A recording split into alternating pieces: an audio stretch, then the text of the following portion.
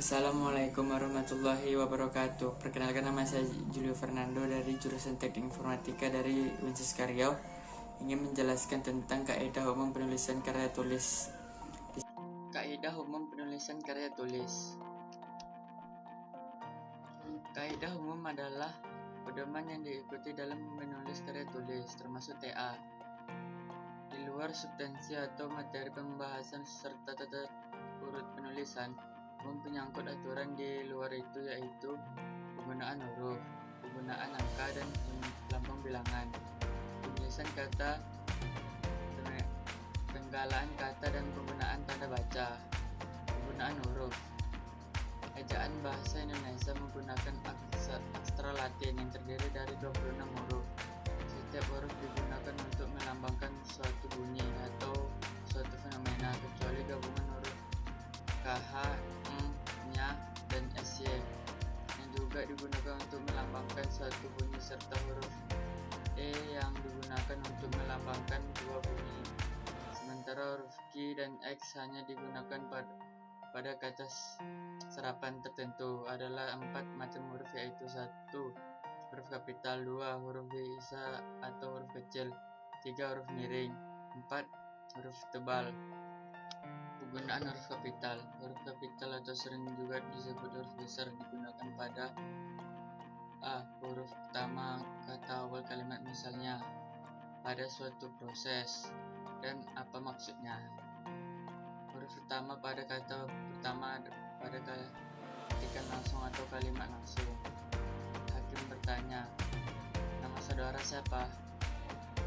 Ketiga, huruf pertama kata atau ungkapan yang berhubungan dengan nama Tuhan, nama kitab suci, nama agama, termasuk kata gantinya, misalnya Allah yang Maha Kuasa, yang Maha Pengasih, Quran, Weda, Islam, Kristen, Katolik. Keempat, huruf pertama nama gelar, kehormatan, keturunan, dan keagamaan yang diikuti nama dari, misalnya Mahaputra Yamin, Sultan Hasanuddin, Haji Agus Salim, Imam Syafi'i, Nabi Muhammad. Namun kalau tidak diikuti nama dari huruf kapital itu tidak digunakan, misalnya beliau baru dinobatkan jadi sultan. Huruf yang kelima, huruf pertama unsur nama jabatan dan nama pangkat yang diikuti nama diri atau yang digunakan sebagai pengganti nama orang tertentu, nama instansi atau nama tempat, misalnya Wakil Presiden Budiono. Yang kedua, contohnya Gubernur DKI Jaya. Namun kalau tidak diikuti nama dari nama jabatan, nama orang, nama instansi, atau nama tempat, huruf kapital itu tidak dipakai, misalnya siapa gubernur yang baru dilantik itu. Yang keenam, huruf pertama unsur-unsur nama orang, contohnya Vega Rudolf Suparman.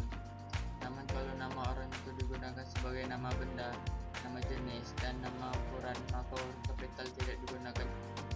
Contohnya mesin diesel.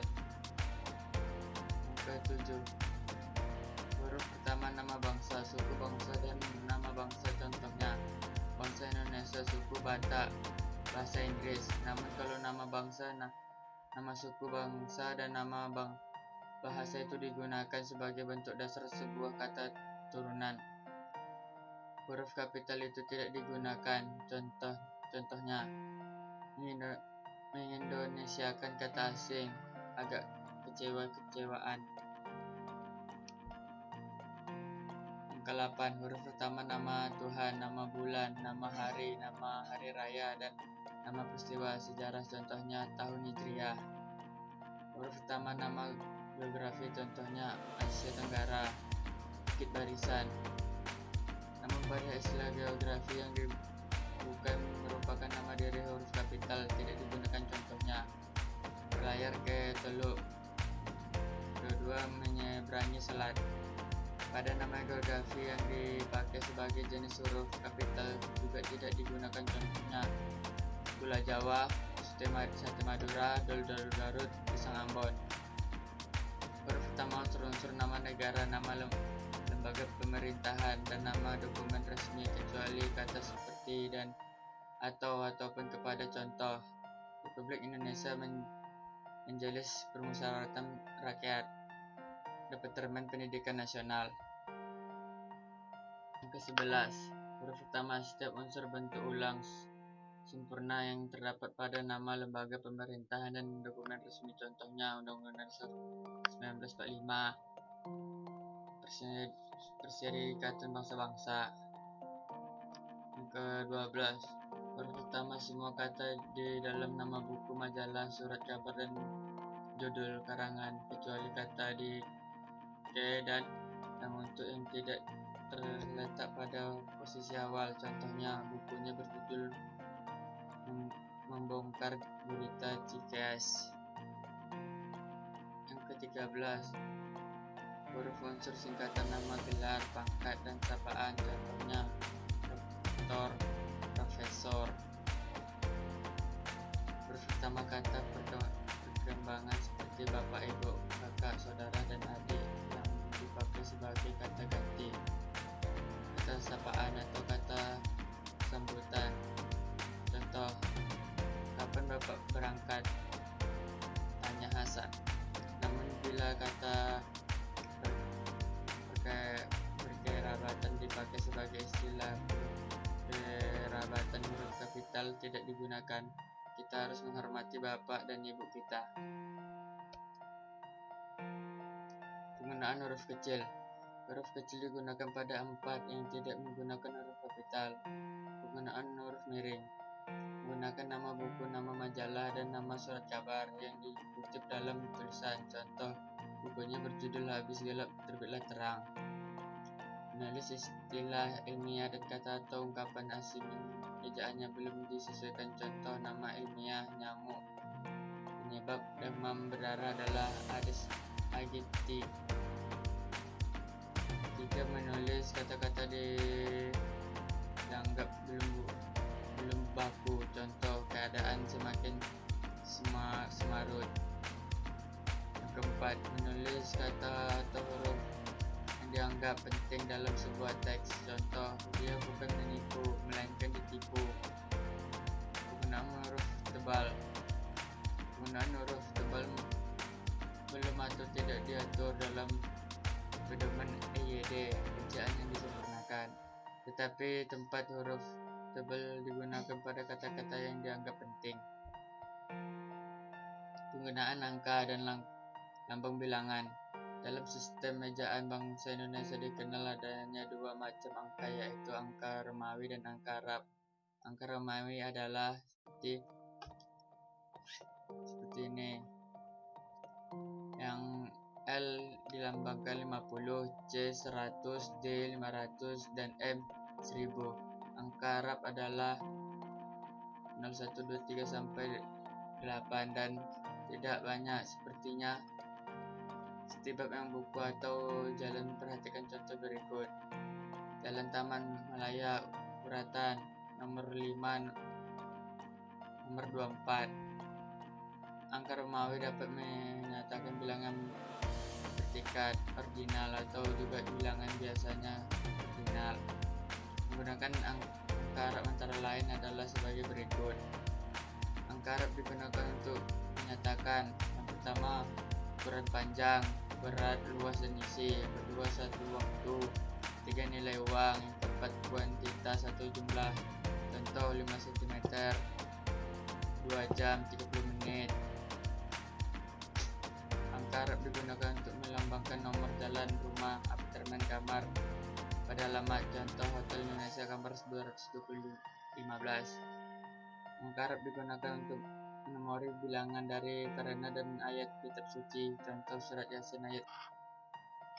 Lambang bilangan dapat dinyatakan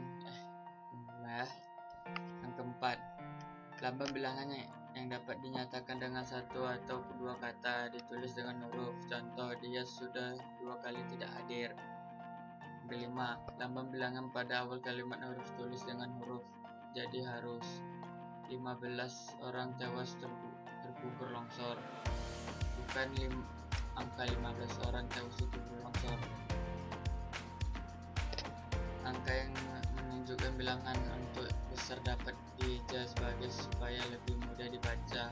Contoh, pajak yang dikembangkan penguasa itu mencapai 850 miliar. Penggunaan tanda baca dalam bahasa tulis. Tanda baca ini sangat penting. Sistem ejaan dikenal adanya tanda baca titik, koma, titik dua, tanda tanya, tanda seru, tanda petik, tanda hubung, tanda pisah, tanda kurung, tanda garis miring, dan tanda pengingat. Penggunaan tanda titik. Yang pertama, tanda titik digunakan pada akhir kalimat yang bukan pertanyaan atau saran. Misalnya, ayahku mantan anggota DPR. Titik. Yang kedua, tanda titik digunakan untuk memisahkan angka jam, menit, dan detik. Menunjukkan waktu, misalnya pukul 3.15.10. Ini dibaca pukul 3:15:20. Tanda titik digunakan untuk memisahkan bilangan ribuan atau kelipatan, misalnya penduduk di desa itu adalah 25.325 orang. Tanda titik tidak digunakan untuk memisahkan bilangan ribuan atau kelipatannya yang tidak menunjukkan jumlah, misalnya dia lahir tahun 1951 di Surabaya. Tanda titik tidak digunakan pada akhir judul berita, judul keterangan, judul tabel, dan sebagainya, misalnya hadis terbitlah terang. Penggunaan tanda koma. Tanda baca koma digunakan dengan aturan sebagai berikut. Pertama, digunakan di antara unsur-unsur dalam suatu perincian atau pembilangan. Misalnya, yang hadir anggota fraksi Golkar, fraksi PDIP, fraksi PKS, dan fraksi Demokrasi. Yang kedua, digunakan di belakang kata atau ungkapan, penghubung antara kalimat yang terdapat pada awal kalimat, seperti jadi, oleh, karena itu, akan, tetapi, maka, dan sebagainya. Misalnya, jadi untukmu semua menjadi 10 juta rupiah. Ketiga, digunakan di belakang kata seruan seperti oh, nah, aduh, ya, alangkah, dan kasihan di dalam sebuah kalimat. Misalnya, oh begitu. Yang keempat, digunakan untuk memisahkan ketikan langsung dari bagian lain dalam kalimat. Misalnya, kata ibu, saya senang sekali. Digunakan di antara nama orang dan gelar akademik yang mengikuti untuk membedakan dari singkatan nama dari nama keluarga atau marga. Misalnya, Dr. Ahmad Dimianti, S. H.